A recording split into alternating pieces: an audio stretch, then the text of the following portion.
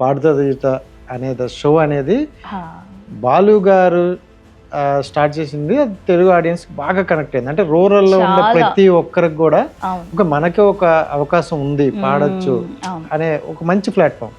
So ఈ మధ్య కాలంలో ఎక్కువగా కాంట్రవర్సీల్లోకి వెళ్తుంది.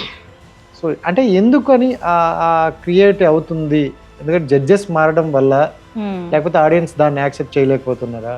పాడతా తీగ అనేది ఒక బాలుగారే, ఆయన ఉంటేనే అన్నట్టు మనకు అనిపిస్తుంది. సో ఆడియన్స్ సైడ్ నుంచి అది కష్టము. అండ్ అటు సైడ్ నుంచి చూసుకుంటే తను పర్సనల్గా కొన్ని ప్రాబ్లమ్స్ ఫేస్ చేశాను అని అంటుంది. యా షూర్, అంటే చాలా వాటిల్లో ఉంటాయండి అట్లాంటి. బేసిక్ గా రియాలిటీ షో అనేది నిజంగా రియాలిటీ షోనా? Reality show it's a show. Okay, by the end of the day it's a షోనే కదండి. ఎంత రియాలిటీ ఉంటుంది అంటే ఓకే, ఈ షో అనేది జనాలకి చూపించడం కోసం షో అని పెట్టారు.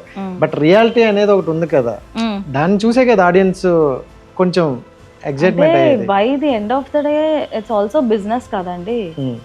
ఏంటంటే